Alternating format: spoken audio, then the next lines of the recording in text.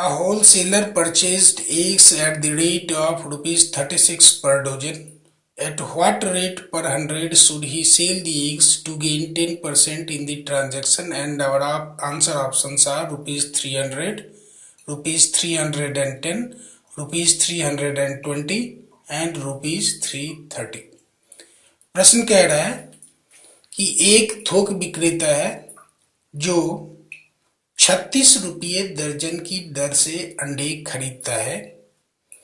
अब कह रहा है कि वो प्रति सैकड़ा किस दर से अपने अंडे को बेचे कि उसे 10% का लाभ हो, यानी कि 100 अंडा बेचने पर उसे 10% का लाभ हो तो वो कितने में उस अंडों को, जो भी अंडा वो 100 खरीद रहा है, उसे कितने में बेचे। ठीक है, और ये हमारे उत्तर विकल्प दिए गए 300, 310, 320 और 330। ठीक है, अब चलिए इसको हल करते हैं। एक दर्जन का मतलब क्या हुआ? 1 डोजन एग्स मीन्स 12 एग्स। एक दर्जन में कितने अंडे होंगे? 12 अंडे। ठीक है, तो प्रश्न के अनुसार इन 12 एग्स का जो कॉस्ट है वो 36 है। ठीक है, यानी कि 12 अंडों की कीमत कितनी है? 36 रुपये। तो एक अंडे की कीमत कितनी होगी? 36/12 यानी कि 3 रुपया। ठीक है, अब कह रहा है कि उसे पर 100 में हमें निकालना है, यानी कि 100 अंडे पर ये हिसाब हमें करना होगा। यानी कि 100 अंडे की कीमत कितनी हो जाएगी?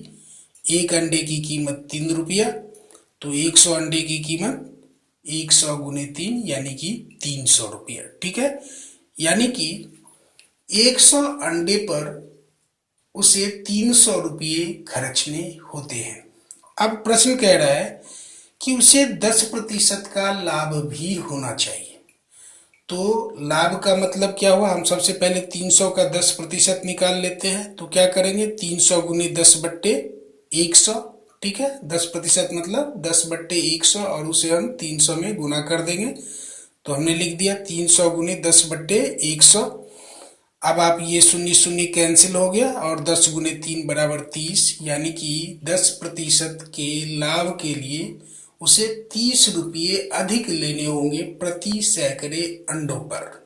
100 अंडा बेचने पर उसे 30 रुपये मिलने चाहिए। अब 300 रुपया तो उसकी कीमत थी, यानी कि उसकी खरीद की कीमत थी, और 30 रुपया उसे लाभ भी मिलने चाहिए। तो उसे कितने में बेचने चाहिए? आसान है, 300 जोड़ 30 यानी कि क्रय मूल्य जोड़ लाभ बराबर विक्रय मूल्य। तो वही हमने लिख दिया, selling price is equal to 300 + 30 is equal to 330, यानी कि विक्रय मूल्य बराबर क्रय मूल्य जोड़ लाभ बराबर 330, यानी 300 जोड़ 30 बराबर 330। यानी कि उस थोक विक्रेता को 100 अंडे पर 10% का लाभ प्राप्त करने के लिए यदि वो 36 रुपये प्रति दर्जन के हिसाब से अंडे खरीदता है तो उसे 330 में वो 100 अंडा बेचना होगा। और ये हमारे उत्तर विकल्प में कहाँ पर है? यहाँ पर है। इसीलिए हमारा सही उत्तर क्या है?